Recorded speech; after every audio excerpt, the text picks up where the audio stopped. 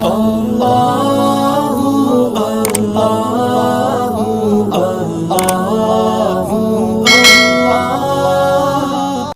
انس بن مالک حدیث کے راوی، میری طرف دیکھیے گا، حضرت انس بن مالک حدیث کے راوی ہیں، توجہ کرنا۔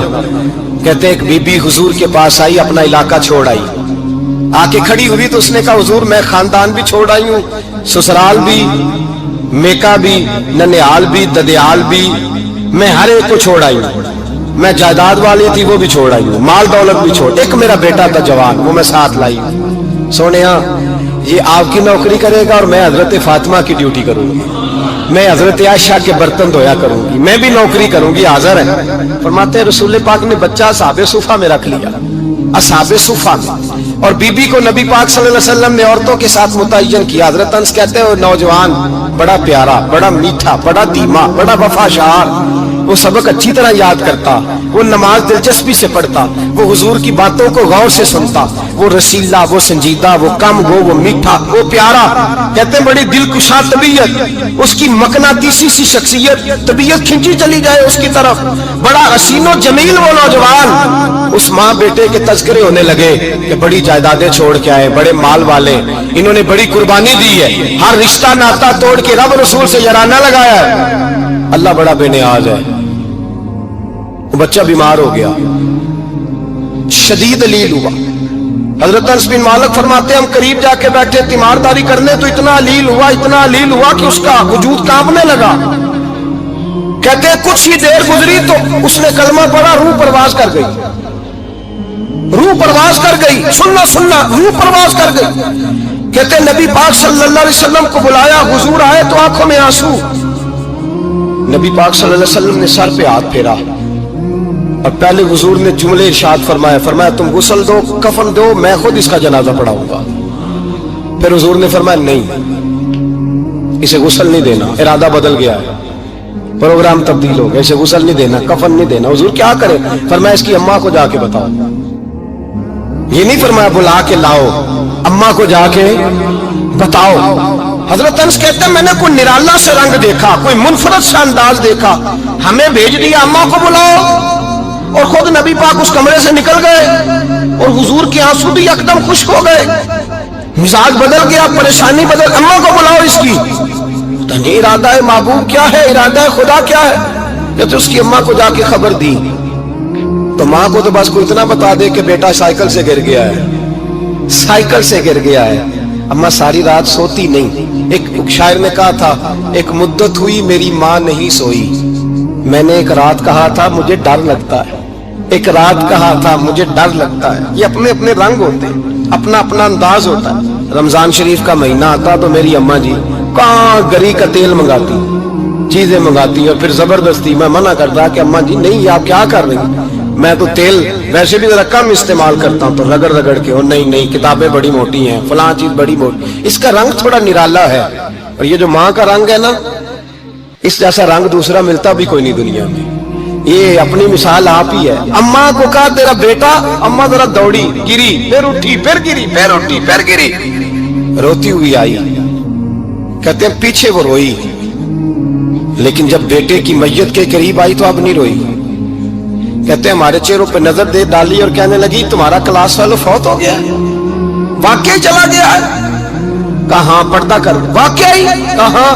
کہتے ہیں اماں نا زمین پہ بیٹھی اور پہلے اس نے بیٹے کے پیر اٹھا کے چومے، پھر سینے پہ رکھے، پھر وہاں سے اٹھی اور ادھر آئی، سر سجدے میں رکھا اور دونوں ہاتھ اٹھا کے کہنے لگی اے اللہ میں دولت کے لیے ایمان نہیں لائی تھی، اے اللہ میں جائیدادوں کے لیے کلمہ نہیں پڑھا تھا، مولا میں تیری بارگاہ میں آئی تھی تو میں تیرے اور تیرے رسول کو مان کر آئی تھی، خدا بندہ میں نے میکے چھوڑ دیے، سسرال چھوڑ دیا، ننیال چھوڑ دیے، ددیال، وہ دشمن تھے سارے دین کے، چھوڑ کے آئی، میں نے آرزوؤں کا بڑا مکان بھی چھوڑا، خدا بندہ بیٹے نے جانا تھا، مجھے شکوہ کوئی نہیں، لیکن خدا بندہ اب میرے سارے کہیں گے تو تُو نے کلمہ پڑھا تھا تو تیرا بیٹا ہی چلا گیا. اے اللہ کی اگر تُو نے دل مسلم کی دل جوئی نہیں, تانا دیں گے بت کے مسلم کا خدا کوئی نہیں. اے اللہ میرا یقین کہتا ہے کہ اگر تُو مارنے پہ قادر ہے تو تُو زندگی دینے پہ بھی قادر ہے. خدا بندہ کافروں کو راضی نہ کر, وہ خوش ہو جائیں گے, وہ مجھ پہ تانے کسیں گے, پھبتیاں کسیں گے. اے عرش کے مالک رحمت کا دروازہ کھول, میں تیرے نبی کی بارگاہ ناز میں رہتی ہوں, نظر فرما. حضرت انس بن مالک فرماتے ہیں ایمان, یقین اور استقامت کے ساتھ اس نے جب دعا مانگی تو ہم نے مسجد نبوی کے صحن میں عجیب نظارہ دیکھا. ایک ماں نے دعا مانگی تو بیٹا اٹھ کے بیٹھ گیا. کہتے ہیں بیٹا اٹھ کے بیٹھ گیا, کلمہ پر تو وہ اٹھ کے بیٹھا, ماں نے سینے سے لگایا اور ماں اور بیٹا نعرے لگانے لگے, لوگوں سنو, قرآن بھی سچا, اسلام بھی سچا, اللہ بھی سچا, یہ مسجد نبی سچوں کا گھر, اور سب سے بڑھ کے اللہ کا رسول سچا. اللہ کے رسول سچے, محبوب سچے, مسجد میں رہنے والوں میں سب سے بڑھ کر سچے, رسول کائنات صلی اللہ علیہ وسلم کا دین سچا. فرماتے رسول پاک کو خبر دی تو محبوب نے مسکرا کے فرمایا میرے رب کی طاقتیں بڑی زیادہ ہیں. ان اللہ علی کل شیء قدیر, اللہ کی طاقت بڑی ہے. ایمان تھا, یقین, استقامت, بچہ اٹھ کے بیٹھ گیا. حضرت انس کہتے ہیں وہ حضور کے زمانے میں بھی حیات رہا, وصال ظاہری کے بعد حضرت ابو بکر کے زمانے میں بھی موجود رہا, عمر کے زمانے میں بھی موجود, حضرت عثمان کے زمانے میں. اس کی ماں کا انتقال ہوا, اس نے اماں کو دفن کیا, اور ماں کے بڑے عرصے کے بعد اس نے پردہ کیا.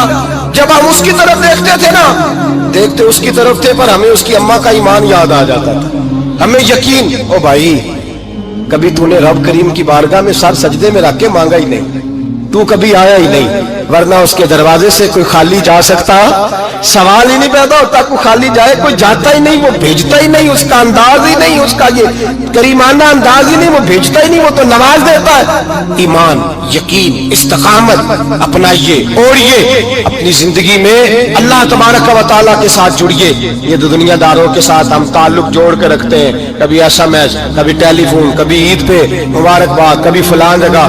دنیا داروں سے جوڑ کے رہتے ہو, خدا سے جوڑ کے رہو. کبھی فجر میں جڑ جاؤ, کبھی زور میں جڑ جاؤ, کبھی تلاوت میں جڑ جاؤ, کبھی درود و سلام کی وجہ سے رب کریم کے ساتھ تعلق بناؤ, کبھی رمضان میں, کبھی ایمان میں, کبھی حج میں, کبھی عمرے میں, کبھی کسی غریب کی مدد میں, کبھی کسی لاچار کی مدد میں, کبھی بے کس کی مدد میں, کبھی مجبور کی مدد میں. جڑ جاؤ اللہ تبارک و تعالیٰ کے ساتھ.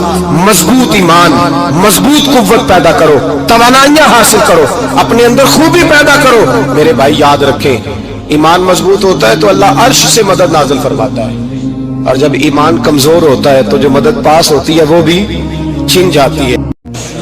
حضرت عبداللہ بن عمر رضی اللہ تعالیٰ عنہ فرماتے ہیں کہ مغرب کی نماز پڑھ کے کچھ لوگ گھر چلے گئے, ہم لوگ بیٹھ گئے کہ تھوڑا سا تو ٹائم ہے, عشاء پڑھ کے ہی جائیں گے.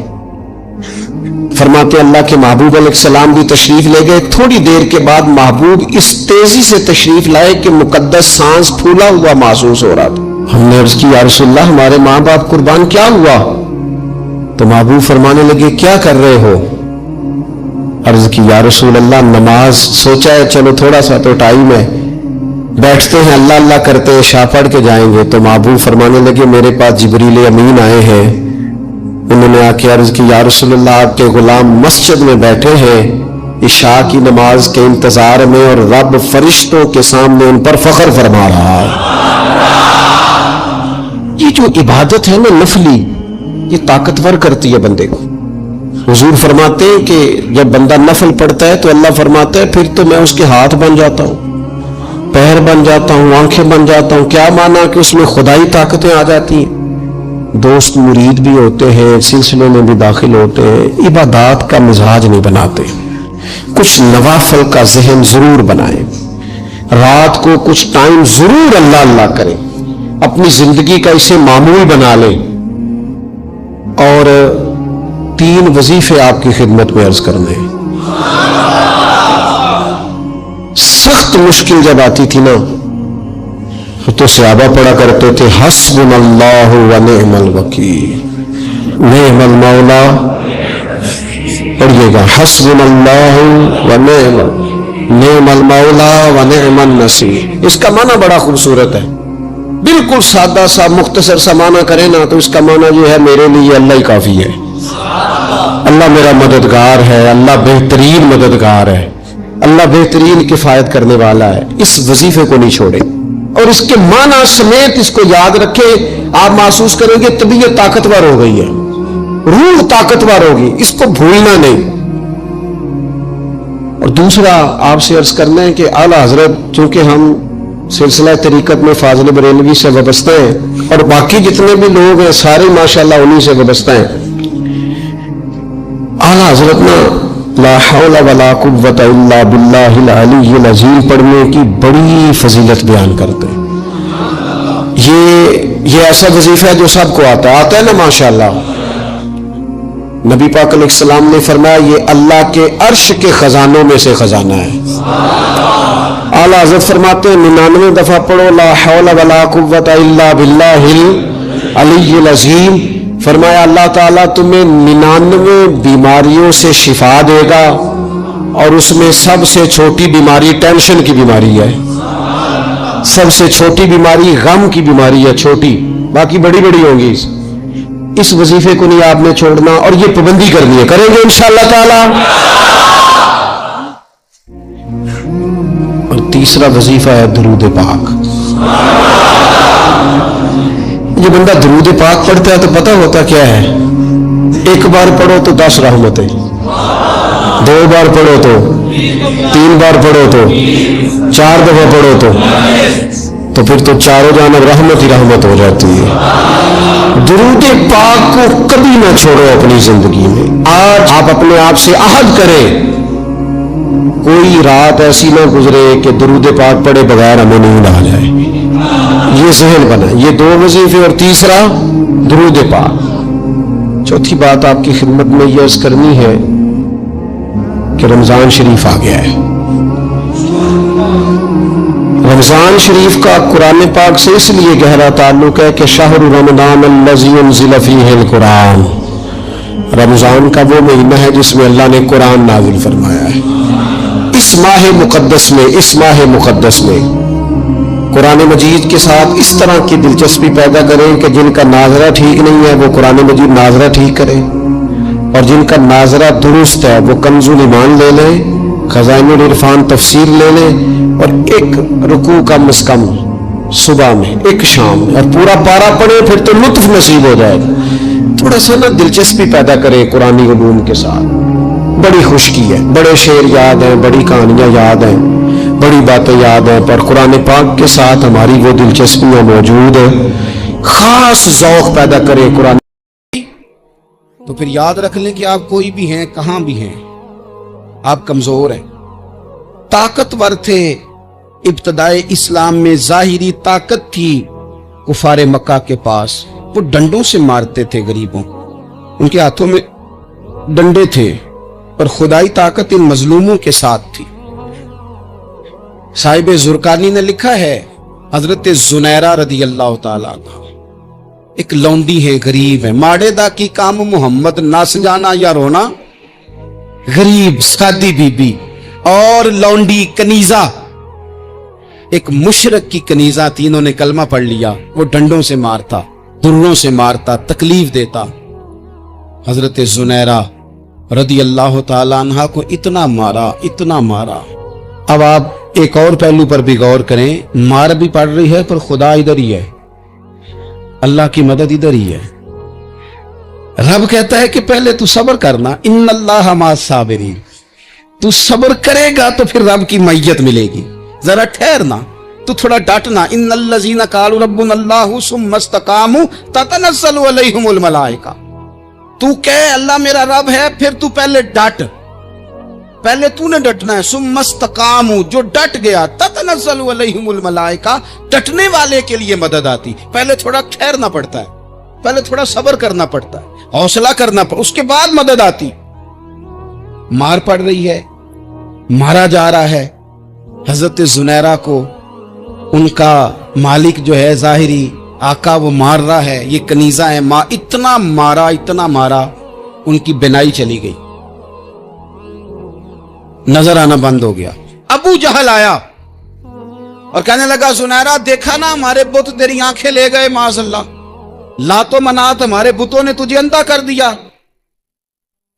अब ऐसा नहीं है कि बीबी रोती जा रही है, मायूसी मायूसी, माज़अल्लाह, परेशानी, गरीबी बड़ी है, पूछने वाला कोई नहीं, ये बातें नहीं। क्या जुमले हैं खातून के, क्या लफ्ज हैं। अबू जाल ने तंजिया कहा, माज़अल्लाह, कहने लगा देखा ना हमारे बुतों ने तुझे अंधा कर दिया।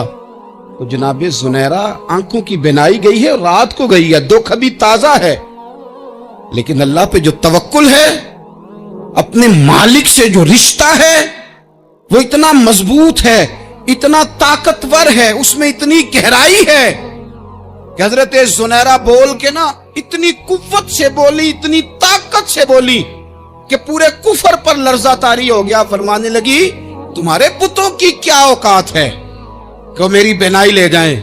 ये मेरी रब की हिकमत का तकाजा है।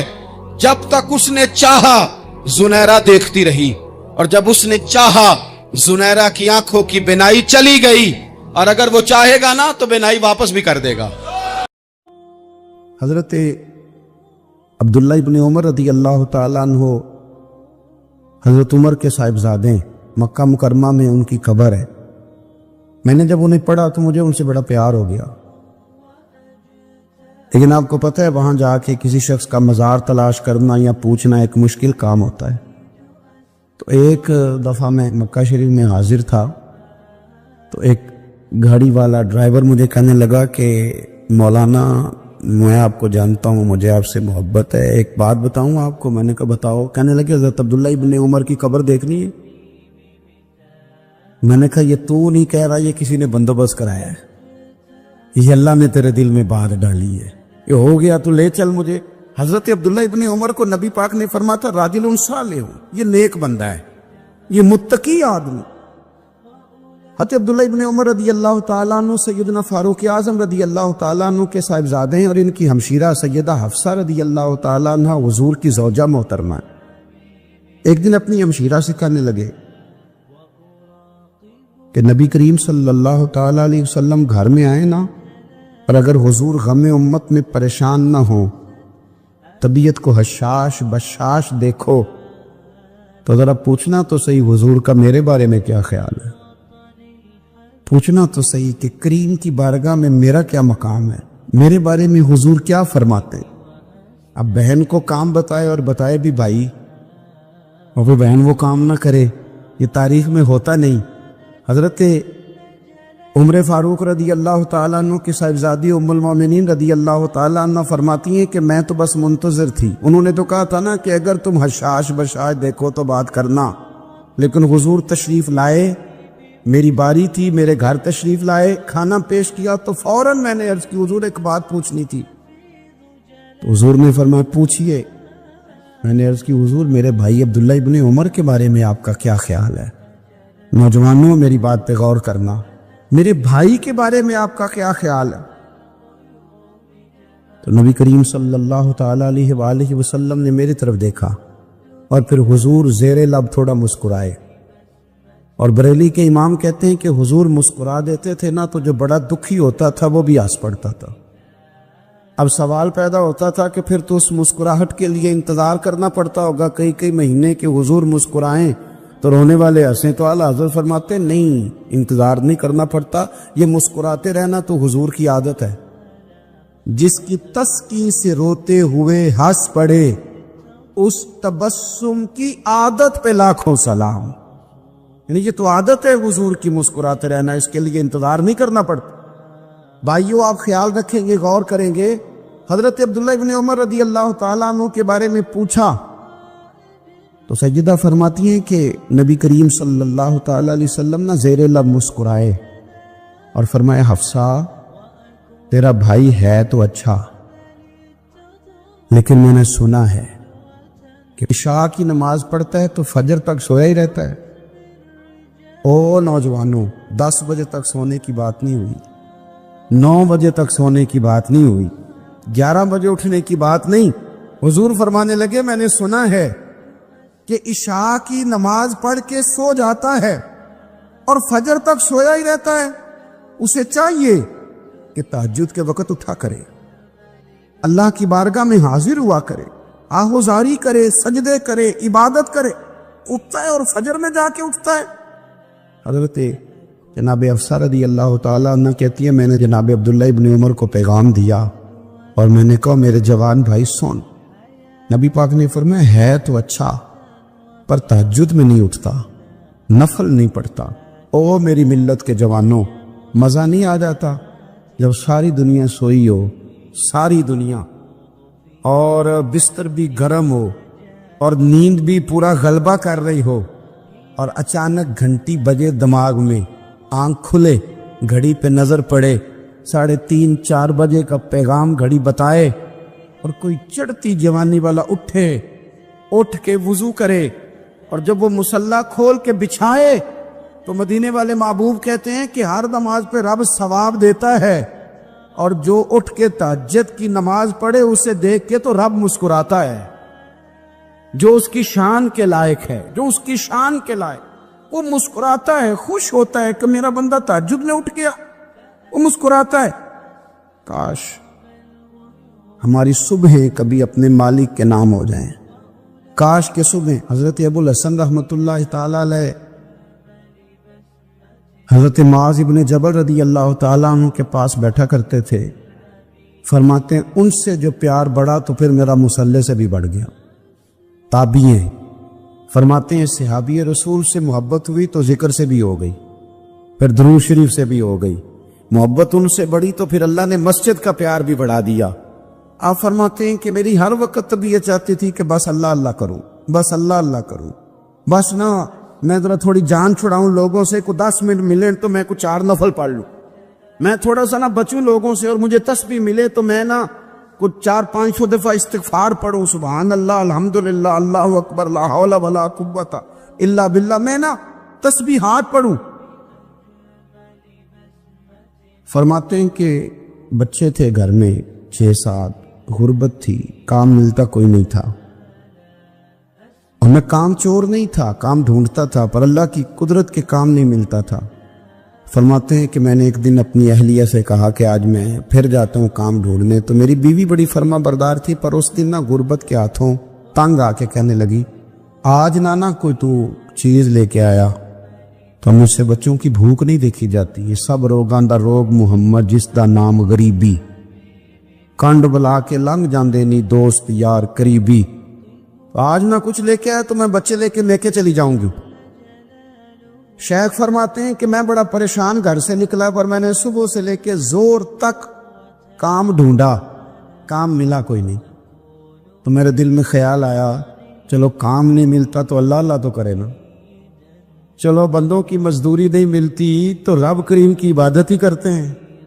فرماتے ہیں کہ میں نے نا فرات کے پانی سے وضو کیا، نہر کے، شدید دھوپ تھی، ساتھ ریت تھی اور ریت تپ رہی تھی، میں نے اپنا رومال وہیں مصلی کے طور پر بچھا لیا، اور فرماتے کہ زور سے لے کر عصر تک نماز پڑھی، دھوپ بھی پورے زور پہ، پر میرے سجدے کا ذوق بھی پورے زور پہ۔ فرماتے ہیں سورج بھی چمک رہا ہے اور رب کی عبادت کا ذوق بھی پورے زور پہ، میں سجدہ کروں تو پھر میرا اٹھانے کو جی نہ چاہے۔ میرے استاد لکھا کرتے تھے، یہ ان کا شعر ہے، وہ کہا کرتے تھے مجھے سوز دے، مجھے ساز دے، اور مجھے نیم شب کا نیاز دے، دم سجدہ خود کو میں توڑ دوں، مجھے ایسا ذوق نماز دے، اور میں تیری بہار کا پھول ہوں، میں کھلا بھی ہوں تو تیرے لیے، مجھے میری شاخ سے توڑ لے، مجھے اپنی زلف کا ناز دے۔ بھائی فرماتے ہیں کہ عصر تک میں نے نفل پڑھے، دل ڈھلنے لگا، عصر کی نماز پڑھی اور میں وہاں سے چلا۔ اب میں جب نکلنے لگا تو دل میں خیال آیا کہ چھوٹی چھوٹی دیواریں ہیں گھر کی، بغیر کچھ لیے جاؤں گا تو بیوی دور سے دیکھے گی تو شور کرے گی کہ پھر خالی ہاتھ آ گیا ہے۔ کہتے میں نے اپنے اسی رومال میں جس میں میں نے نماز پڑھی تھی نا، رومال میں کیا دے پنجابی جسافہ، کہتے ہیں اسی میں نا میں نے کچھ ریت بھر لی کہ وہ دور سے دیکھے گی تو سمجھے گی کچھ لے کے آیا ہے، چلو جا کے اسے بتا دوں گا کہ آج پھر مزدوری نہیں ملی۔ کہتے ہیں وہ ریت لے کر جب میں گھر میں گیا تو پہلے بیوی دروازے پہ کھڑی ہوتی تھی، پوچھتی تھی خالی ہاتھ آ گئے ہو؟ آج میں نے دیکھا تو ہے ہی کوئی نہیں، فرماتے ہیں میں اندر داخل ہوا، سلام لیے، کونے میں نے وہ رومال رکھ دیا اور میں نے آواز دی کہ بھلی مانس کہاں ہو؟ تو وہ کہنے لگی آپ منہ ہاتھ دھو لیں، میں روٹی لے کے آئی۔ میں نے کہا روٹی کہاں سے آ گئی؟ یہاں تو کئی دنوں کے فاقے ہیں، تو کئی دنوں کی غربت ہے، یہاں تو اس گھر میں تو فقیری ہے۔ فرماتے ہیں کہ وہ روٹی لے کے آئی اور اس وقت کی جو موجودہ نعمتیں تھیں، سمجھ لیں سلاد، اچار، ہر چیز ساتھ لائی۔ میں نے کہا کہ بچے کہاں گئے؟ کہنے لگی وہ کھانا کھا کے کھیلنے گئے، آپ کھانا کھا لیں آ جاتے۔ کھانا اس نے چن دیا۔ میں نے حیرت انگیز لہجے میں ساری نعمتیں اپنے دسترخوان پہ دیکھ کر کے بیوی سے پوچھا یہ کہاں سے آیا کھانا؟ بچوں کو تو نے کہاں سے کھانا کھلایا؟ یہ سارا کچھ کیسا ہے؟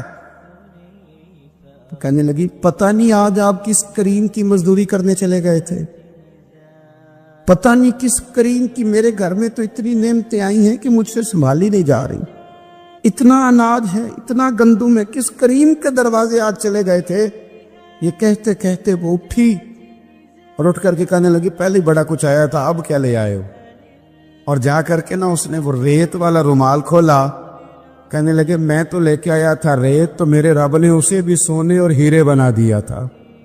جب آپ کی توجہ اللہ کی جانب، میرے نبی پاک صلی اللہ تعالی علیہ وسلم نے فرمایا ہر چیز اپنے رب سے مانگ، ہر چیز مانگ، ہر چیز مانگ۔ یا رسول اللہ کیا کچھ؟ میرے محبوب نے فرمایا تیرے گھر میں نمک بھی ختم ہو جائے تو وہ بھی اپنے رب سے مانگا کر، تو مانگنا وہ تجھے دے گا، تو اس کی بارگاہ میں کشکول طلب دراز تو کرنا۔ اور ترمذی شریف میں عجیب لفظ ہیں، رسول کائنات نے فرمایا، رب کریم فرماتے ہیں جب میرا بندہ ہاتھ اٹھاتا ہے نا تو مجھے حیا آتی ہے کہ میں خالی کیسے لوٹا دوں اس کے۔ اتنے بڑے بادشاہ کی بارگاہ میں، او بھائی لوگوں سے عزتیں تلاش کرتے ہو تو وہ کیا تمہیں عزت دیں گے؟ وہ تو کل اچھا کہتے ہیں پرسوں برا کہنے لگ جاتے ہیں۔ لوگوں کے سامنے گڈ بک میں آنا چاہو گے تو وہ تو سویرے تمہارے بارے میں کچھ کہیں گے، شام کچھ اور کہیں گے۔ اپنی روحانی زندگی آباد کریں، اپنے مسلح کو وقت دیں، اور دنیا سے چھپ کر اس موبائل کو بند کر کے اور اپنے آپ سے بھی چھپ کے اور تنہا ہو کے چھپا کے سارا کچھ اپنے آنسو اپنے رب کی بارگاہ میں پیش کریں، اس کے حضور حاضری دیں۔ سنو نا ترمذی کی حدیث اور اسے یاد رکھنا، نبی پاک علیہ السلام نے فرمایا اپنے دکھ لوگوں کے سامنے نہ بیان کر دو، سیٹھوں نوابوں کو نہ بتاتے پھرنا، دنیا داروں کے سامنے جا کے نہ رونا کہ میں تکلیف میں ہوں۔ فرمایا اگر دنیا داروں کو دکھ بتاؤ گے رب تمہیں کبھی غنی نہیں کرے گا، اور لوگ ہیں کہ الٹا مذاق اڑائیں گے۔ آپ کی جس سے بڑی پکی یاری ہے نا، پکی، وہ تب تک پکی ہے جب تک آپ نے 50,000 مانگا نہیں، اور جس وقت آپ نے کہہ دیا کہ میں مجبور ہوں میری مدد کر تو پھر ختم ہو گئی دوستی۔ لوگوں کے تعلقات آپ کے ساتھ تب تک ہیں جب تک آپ ان سے کوئی ضرورت وابستہ نہیں کرتے۔ کریم محبوب فرمانے لگے بندوں کے سامنے دکھ نہ بیان کرنا، اللہ تجھے کبھی غنی نہیں کرے گا، تو اپنے دکھ اپنے رب کو بتا، تو دعائیں مانگ، تو اس کی بارگاہ میں حاضر ہو، تو اس کے حضور عرض کر۔ فرمایا اپنے دکھ اپنے رب کو بتا، وہ جلدی کرے یا دیر سے کرے تجھے ساری دنیا سے بے نیاز کر دے گا، تجھے کسی کا محتاج نہیں رہنے دے گا۔ اپنے مسلح کو، اپنی دعاؤں، ایک بزرگ فرماتے ہیں میں نے دعا مانگنے کا طریقہ اپنی بیوی سے سیکھا، دعا مانگنے کا طریقہ اپنی، سیکھنے والے تو اپنے بچوں سے بھی سیکھ لیتے ہیں، سیکھنے والے تو ہر ایک سے سیکھتے۔ وہ کہتے ہیں میں نے دعا مانگنے کا سلیقہ اپنی بیوی سے سیکھا ہے۔ حضرت وہ کس طرح؟ فرمانے لگے میری بیوی نے نا مجھے کوئی کام بتایا، کچھ پیسوں کی ضرورت کے لیے کہا، تو میں نے اسے کہا کہ بھئی ابھی میرے پاس نہیں ہے، کچھ دنوں میں آتے ہیں تو میں دے دوں گا۔ عورتوں کی عادت ہوتی ہے وہ بار بار یاد کراتی ہیں، 2-4 دنوں کے بعد پھر اس نے کہا حضرت وہ میں نے کہا تھا کچھ پیسے، میں نے اسے کہا کہ ابھی میرے پاس نہیں ہے، کچھ دنوں میں ملتے ہیں تو میں تمہیں دے دوں گا۔ اس نے کچھ دنوں کے بعد پھر کہا حضور وہ میں نے کچھ پیسے کہے تھے۔ فرماتے میں نے ڈانٹ دیا، میں نے کہا کہ کیا تو روز مجھے شرمندہ کرتی ہے، کہا نا میرے پاس نہیں ہے، ہوں گے تو دے دوں گا، تو روز یاد کراتی ہے۔ فرماتے اس نے پہلے تو میری ڈانٹ کو سہا، پھر میرے سخت جملوں نے اس کی آنکھوں میں آنسو پیدا کر دیے، پھر اس نے اپنے آنچل میں اپنے اس دکھ کو سمیٹا اور پھر اس نے ایک جملہ کہا تو میں رو پڑا اور مجھے اپنے رب سے مانگنے کا طریقہ آ گیا. مجھے کہنے لگی حضرت جی آپ نے ڈانٹ دیا میں نے سہ لیا پر آپ ہی میرے شوہر ہیں, بتائیں نا آپ سے نہ کہوں تو میں کس سے جا کے کہوں. فرماتے ہیں میں رو پڑا اور میں کھل کے رویا اور میں تڑپ کے رویا اور پھر میری سسکیاں بند گئیں. تو مجھے کہنے لگی آپ کو کیا ہوا؟ میں نے کہا مجھے بھی دعا مانگنی آ گئی ہے. جب میں اسے کہوں گا نا اللہ تو ہی میرا رب ہے, میں تجھ سے نہ کہوں تو میں کس سے جا کے کہوں؟ میں کیوں کسی بندے سے سوال کروں؟ میں کیوں کسی دنیا دار سے کہوں؟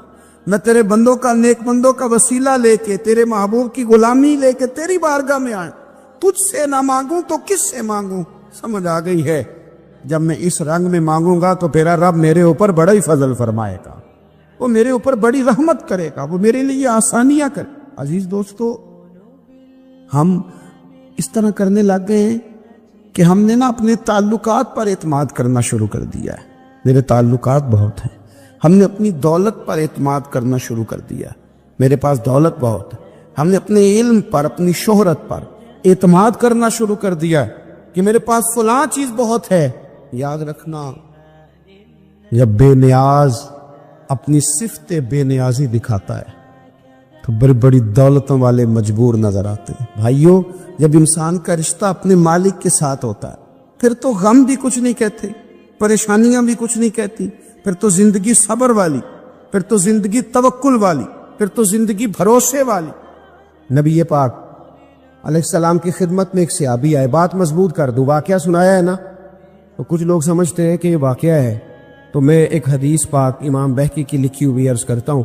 نبی پاک علیہ السلام کے ایک صحابی آئے اور ان کا سر پھٹا ہوا تھا,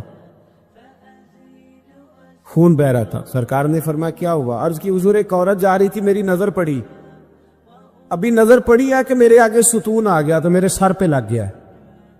نبی پاک صلی اللہ علیہ وسلم نے فرمایا تیرے لیے خوشخبری ہے, اگر دنیا میں تیری غلطی کی تجھے سزا ملی ہے تو پھر رب تجھے قیامت میں سزا نہیں دے گا.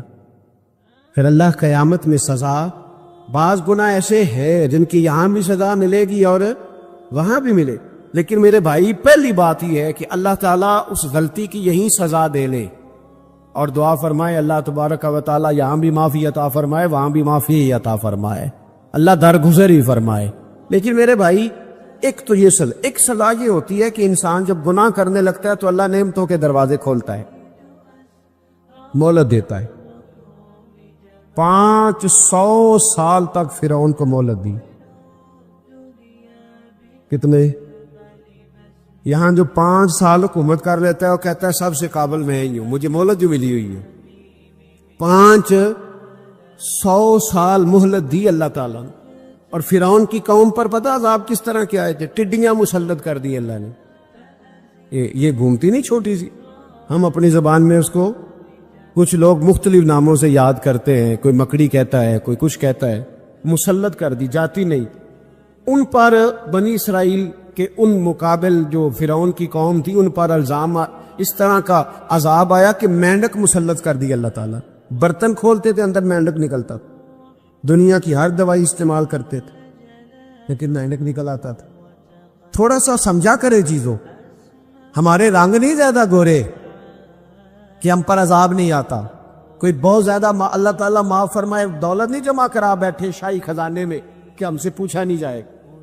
یہ مہلت ہے, مہلت کو مہلت سمجھو. پھر جب پکڑ آتی ہے نا اللہ کریم کی, میں نے دیکھا ہے کروڑوں روپیہ, 6 اولادیں. ایک شخص کے بچے باہر سے آ رہے تھے, وہ بندہ بیمار تھا. مجھے کہنے لگا حضرت جی دعا کریں میں ان کے آنے سے پہلے مر جاؤں ورنہ آ کے مجھے مار دیں گے. دعا کریں. اتنی بے سکونی, کروڑوں روپیہ پڑا تو یہ عذاب نہیں؟ کوئی ضروری ہے کہ پتھر برسیں گے تو سمجھ آئے گی؟ یہ جو سگا بیٹا بوڑھے باپ کے قریب سے گزر جاتا ہے, سلام نہیں لیتا تو اس کو عذاب نہیں سمجھتے؟ یہ جو امت کی بیٹیاں, امت کی بچیاں, ہماری بچیاں ایک سال کے اندر 75,000 ہزار بچی ایک ڈویژن سے بھاگ کے شادی کر رہی ہے, ایک صوبے سے. تو اس کو آپ اللہ کا عذاب نہیں سمجھتے؟ یہ معمولی بات ہے. نہیں ہمارے رنگ ہو رہے ہیں، ہم بڑے سمارٹ ہیں۔ 1500 سال مہلت دی نوح علیہ السلام کی قوم کو۔ کتنے سال؟ بول کے بتائیے، بول کے دوبارہ بولیے۔ 1500 سال۔ کوئی آدمی اپنی سمارٹنس پہ خوش نہ ہو جائے کہ 20 سال ہو گئے، میں تو نافرمانی بھی کر رہا ہوں، روٹی بھی پک رہی ہے، میں تو حرام بھی کھا رہا ہوں، پھر بھی سب ٹھیک ہے۔ 1500 سال مہلت دی۔ پھر حضرت نوح کہنے لگے اللہ میں نے تو بڑا سمجھایا، نہیں باز آتے۔ تو رب کریم نے فرمایا کشتی بناؤ۔ اللہ کے پیغمبر کشتی بنانے لگے تو قوم مذاق اڑانے لگ گئی۔ اب کیا کرنے لگے ہو؟ اب کشتی بنانے لگے ہو، خیر تو ہے، قوم مذاق اڑا رہی ہے حضرت نوح علیہ السلام کا۔ آپ نے کشتی بنائی، پانی کہاں سے نکلا؟ نہ بارشیں ہوئی، نہ سیلاب آئے، ایک تندور تھا، اس کے اندر سے پانی نکلنا شروع ہو۔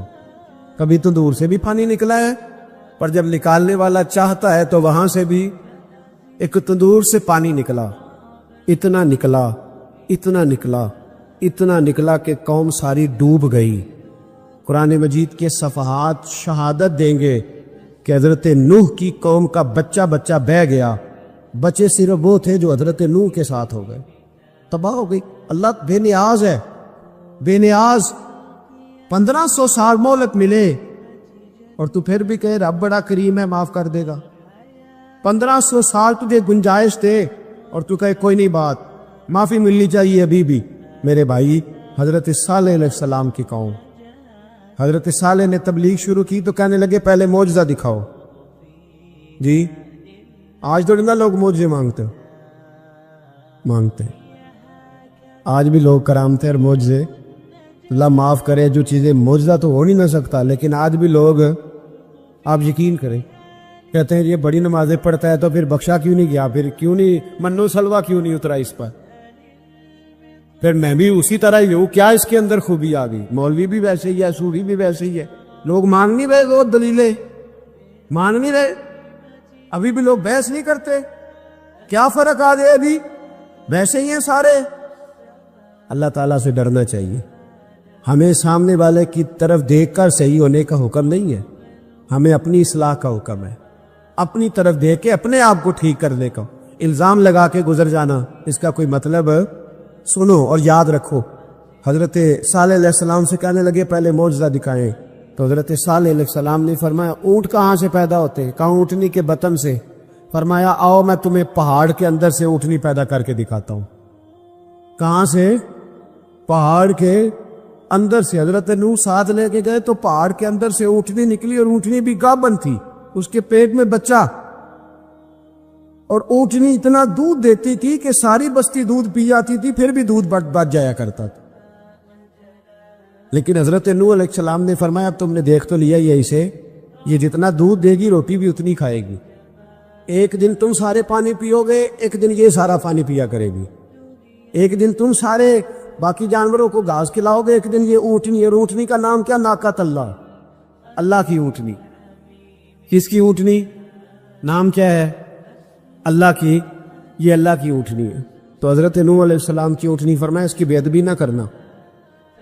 باز نہیں آئے لوگ، باز نہیں آئے، کہنے لگا جی دودھ دینا تو ٹھیک ہے، پر یہ جو سارا پانی پی جاتی ہے نا، یہ صحیح نہیں، یہ جو ساری گھاس کھا جاتی ہے یہ نہیں تھی، دودھ دینا تو ٹھیک ہے پر یہ نہیں صحیح۔ آپ نے فرمایا اسے کچھ نہ کہنا، اللہ کی اونٹنی ہے۔ میں کہا کرتا ہوں ان لوگوں نے ناقۃ اللہ کی بے ادبی کی، حضرت نوح علیہ السلام کی اونٹنی کی ٹانگیں کاٹ دی، صالح علیہ السلام۔ اور دیکھو اللہ بڑا بے نیاز ہے، اگر پیدا کرنا جانتا ہے تو حفاظت کرنی نہیں جانتا، لیکن رب کریم نے فرمایا نہ کرنا۔ انہوں نے ان کے پیر کاٹ دیے، کانوں پہ چھریاں لگائیں۔ اونٹنی جب مر گئی، اونٹنی اللہ تبارک و تعالیٰ کی اونٹنی جب مر گئی تو حضرت صالح علیہ السلام کی قوم پر رب کریم نے زلزلہ بھیجا۔ اذا زلزلت الارض زلزالہا، جب زلزلے آئے گے، اور جب ان کا زلزلہ آنا تھا، زلزلہ آتا ہے نا، کیا کرتی ہے قوم؟ لا الہ الا اللہ، لا الہ لا الہ الا اللہ، کلمے جاری ہو جاتے۔ بلکہ ایک دفعہ ایسا بھی ہوا کہ مسجدوں میں اعلان ہونے لگے زلزلہ آ رہا ہے، جو فجر کے لیے نہیں اٹھے زلزلے کے لیے وہ بھی اٹھ گئے، جن کا دعویٰ ہے نا میری سویرے آنکھ نہیں کھلتی، ان کی لگی نہیں کتنے گھنٹے، بعد میں بھی نہیں لگی. ٹی وی پہ اعلان ہوتے رہے کوئی نہیں آ رہا سو جاؤ چپ کر کے, لیکن آنکھ لگی. موت سے تو ڈرتا ہے, اللہ سے ڈرتا ہی نہیں. موت کا خوف ہے رب کا نہیں. زلزلہ آیا ساری قوم تباہ ہو گئی. بتاؤ اگر ناقت اللہ کی گستاخی ہو تو اللہ ناراض ہو جاتا ہے, اور اگر اولیاء اللہ کی ہو, اگر اولیاء اللہ کی ہو تو رب ناراض نہیں ہوتا. شرم نہیں آتی لوگوں کو داتا صاحب کی بے ادبی کرتے, شرم نہیں آتی لوگوں کو غوث اعظم کی گستاخی کرتے, حیا نہیں آتی جنہوں نے دین پھیلایا ان کی بے ادبی. میں درد سے کہتا ہوں, رو کے کہتا ہوں, اور اگر کلیجہ پھٹ سکے تو میں دکھاؤں زخم کتنے. ایک حج کے موقع پر ایک بابا جی, اس سال 4,80,000 روپے کا پرائیویٹ حج تھا, اور بابا جی کی کیفیت کمزور تھی, بیچارے بیمار تھے. اس کے باوجود وہ گئے.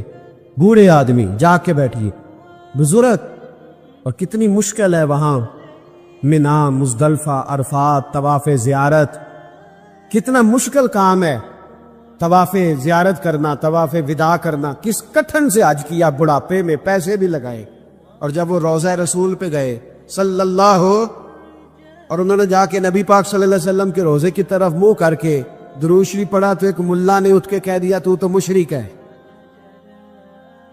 تو میری روح کانپی. میں نے کہا تجھے شرم نہیں آئی, حیا نہیں آئی؟ اس کی عمر دیکھ, کس بڑھاپے میں کہاں سے چلا کہاں آیا. یہ مشرک ہوتا تو کسی مندر میں جاتا, یہ مشرک ہوتا تو کسی گرجے میں جاتا. یہ مشرک نہیں, یہ مومن ہے. اور یہ وہ والا مومن ہے جس کے سینے میں دل جب دھڑکتا ہے تو خالی دھڑکتا نہیں, ساتھ وہ محمد عربی پہ درود و سلام بھی پڑھتا ہے. شرم نہیں آتی لوگوں کو, اتنی بڑی گستاخی کرتے. جو روضہ رسول پہ آیا مشرک ہے. میں نے تو ایک مولوی کو صاف صاف کہا تھا, میں نے کہا اگر میں مشرک